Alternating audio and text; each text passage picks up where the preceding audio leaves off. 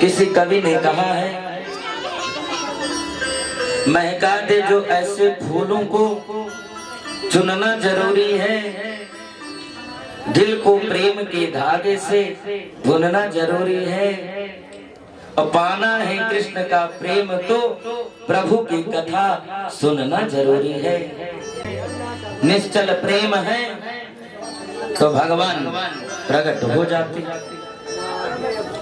पत्थर में भी भगवान बसते हैं, क्योंकि हमारे शास्त्र, वेद, उपनिषद और पुराणों में भी ऐसा बताया जाता है। अगर हमारे पास श्रद्धा है, विश्वास है, भाव है, तो आप लोग कल की कथा में श्रवण किए कि भगवान को पत्थर फाड़ करके और प्रकट पर होना पड़ता है भक्तों की रक्षा के लिए। अब हम सभी भक्तगण संकीर्तन कर चुके, चतुर्थ दिवस की कथा, अरे 3 दिवस आपको व्यतीत हो गए, आप ना तो जल पान किए हैं और ना ही कुछ आहार लिए। कुछ आहार ले लो, जलपान कर लो। गुरुदेव आप ऐसे कथा का रस पान करा रहे हैं, इस कथा को श्रवण करते समय जब से मैं बैठा हूँ, ना मेरी भूख लगी है और ना ही मेरी प्यास लग रही है। तब सुखदेव जी महाराज मनवंतरों के बारे में बताते हैं। मनवंतर सतयुग, त्रेता, द्वापर, कलयुग सबकी आयु बताते हैं। त्रेता की आयु, त्रेता में 12,36,000 वर्ष बताते हैं। ऐसे ऐसे करके चारों मनवंतरों की युगों की आयु बताए, मनवंतरों का वर्णन करने लगे।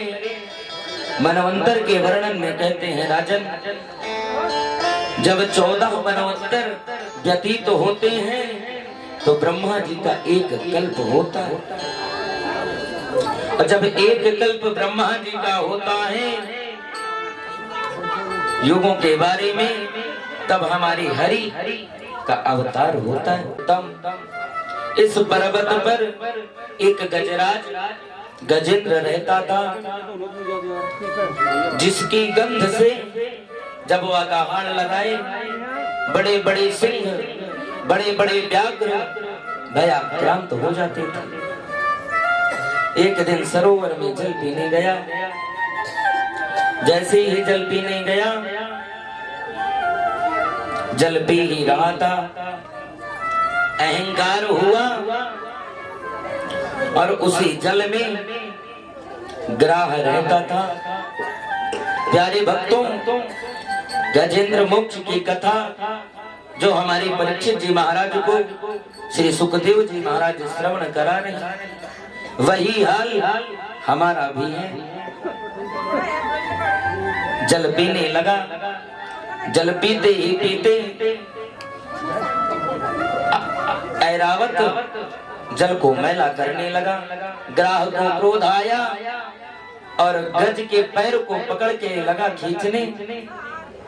जैसे जैसे वह पैर खींचते गया, वैसे वैसे वह अंदर धंसता चला गया।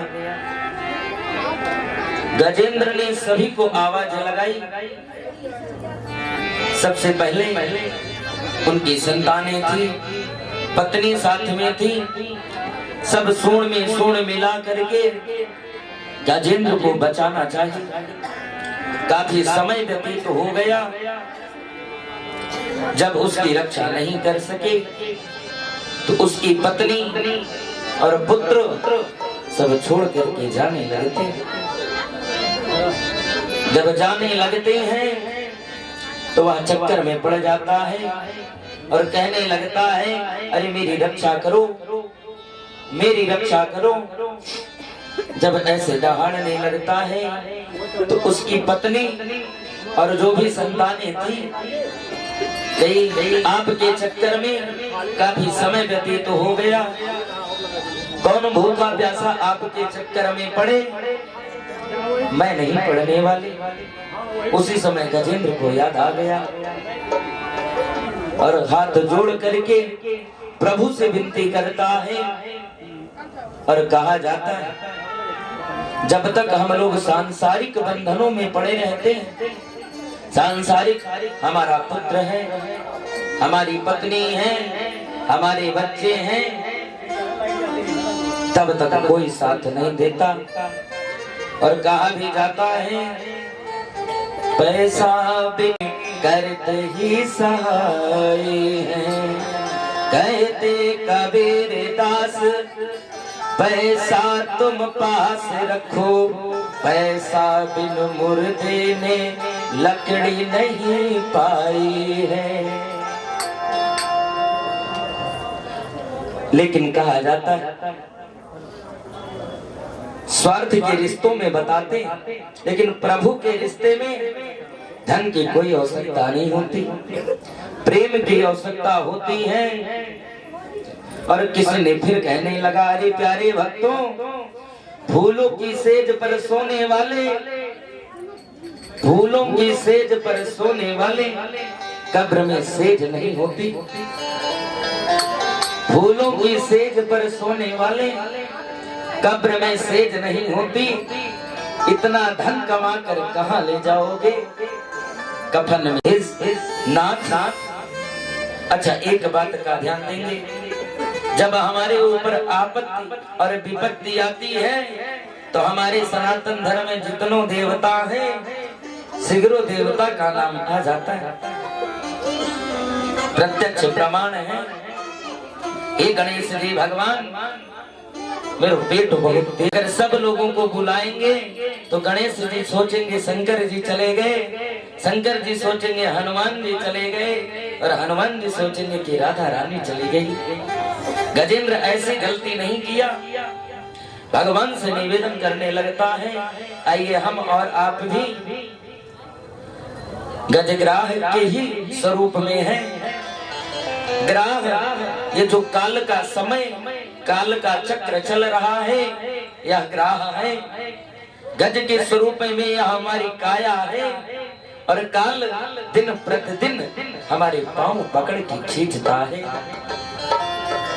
सावरी सरकार से उधर गजेंद्र विनती करेगा और इधर हम सभी लोग विनती करेंगे। मेरा कोई ना, अरे सावरी कोई ना सहाय हो तेरे, सभी लोग गाएंगे घन श्याम सवरिया मेरे, सभी लोग।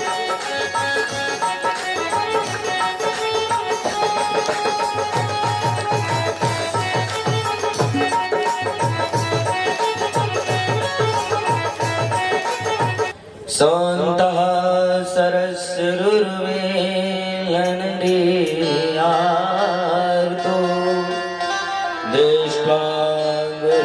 मतिहरिं उपात चक्रम् उच्चेप्य संभुजकरं गिरिमाहृच्छा नारायणाखिल गुरो। जाकर के पीछे से महात्मा के पैरों को पकड़ लिया। महात्मा जी जोर से उछल गए, जैसे ही उछले बाद में इसने निकला, महाराज डर गए। अगस्त जी को क्रोध आया, उन्होंने श्राप दे दिया जाओ तुम ग्राह बनोगे। जब गिड़गिड़ाने लगा महाराज, मैं तो कौतूहल कर रहा था अब मेरा कैसे उद्धार होगा। तब अगस्त जी महाराज कहते हैं ऐसे ही तुम पैर पकड़ते रहना, ऐसे ही पैर पकड़ने की आदत बना के रखना, भगवान स्वयं आकर के तुम्हारा उद्धार करेंगे। गजेंद्र को भगवान मोक्ष दिलाए।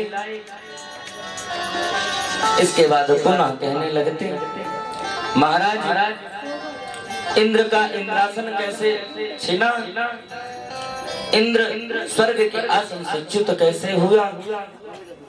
सुखदेव जी महाराज कहते हैं राजन, दुर्वासा जी महाराज रास्ते में आ रहे थे कहीं से, अपने गले में माला पहने थे। इंद्र जी महाराज आए रास्ते में, दुर्वासा जी अपने गले की माला इंद्र को पहना दी। संयोगवश इंद्र भी अपने घमंड और अहंकार के मद में चूर अपने माला ऐरावत हाथी को पहना दिया। और हाथी पशु है, पशु तो स्वभाव उसका कुचल दी। दुर्वासा जी महाराज श्राप दिए, जाओ जिस राज्य के मद में, जिस राज्य के घमंड में तुम हमारा तिरस्कार किए हो, तुम्हारा स्वर्ग तुमसे छिन जाएगा। अंतोगत्वा हुआ भी यही, देव और दैत्यों में युद्ध हुआ। दैत्य विजय श्री प्राप्त कर गए स्वर्ग पर। देवता जन स्वर्ग छोड़ करके भाग खड़े हुए। एक दिन जब सभी देवताओं पर मुसीबत आई, ब्रह्मा जी के पास गए। ब्रह्मा जी तुरंत सभी देवताओं को लेकर के भगवान नारायण के पास पहुंचते। जब भगवान नारायण के पास पहुंचते हैं, अपनी कथा व्यथा सारी बताते हैं। महाराज मेरा स्वर्ग मेरे से छिन गया, सब देवता दैत्यों के अधीन हो गए हैं। भगवान तुरंत आदेश देते हैं, अरे दैत्यों से संधि करो। दैत्यों से संधि करके समुद्र मंथन करो। समुद्र मंथन करने के बाद समुद्र मंथन से सर्वप्रथम विष निकलेगा और भी रत्न निकलेंगे। लेकिन धनवंतरी महाराज अमृत का कलश लेकर के निकलेंगे। अमृत का कलश लेकर के निकलेंगे। आप लोग अमृत का पान कर लेना, बाल बाका नहीं होगा। और कहा भी जाता है, बाल न बाका होता उसका। सभी लोग ध्यान देंगे, इनके भरोसे अपने जीवन की डोर छोड़ दो, स्वयं चलाएंगे। बाल न बाका होता उसका, जिसका रक्षक कृपा निधान।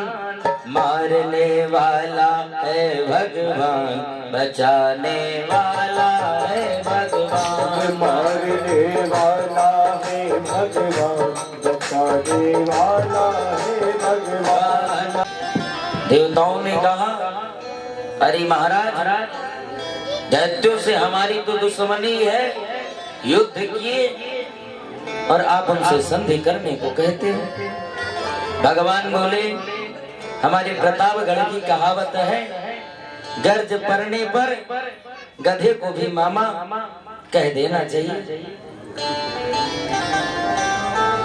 और एक दृष्टांत बताते, सर्पों बिल में रहता है और चूहा भी बिल में रहता है।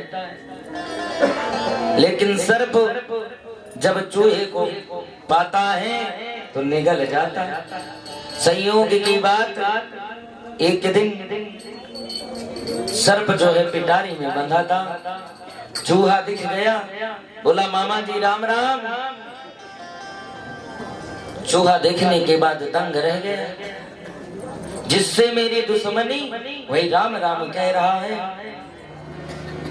राम राम चूहा ने भी किया। मामा जी मैं बड़ी गलती करता था, आप मेरे लिए घर बनाते हो रहने के लिए और मैं आपको ही निकल जाता हूँ। ऐसा करते हैं अब हमारी और आपकी संधि हो जाए। चूहा ने भी कहा ठीक है। उस पिटारी को दांतों से कुचल कुचल कुचल के काट दिया। लेकिन सर्प जैसे ही बाहर निकला, मामा का जय जय सीताराम कर दिया। इसी प्रकार से दैत्य भी संधि किए। संधि करने के पश्चात समुद्र मंथन का कार्य प्रारंभ होने लगा। मंदराचल पर्वत को लेकर के आने लगे। गणेश जी का स्मरण नहीं किए। मंदराचल पर्वत गिरा। देव, कुछ देव और कुछ दैत्य खंडित भी हो गए। भगवान स्वयं हरि नारायण मंदराचल पर्वत को लाते हैं। नाग वासुकी महाराज के नाग से रस्सी बनाई जाती है और जहां पर समुद्र मंथन हुआ, मंदराचल पर्वत धीरे धीरे धीरे धीरे नीचे गिरने लगा, डूबने लगा।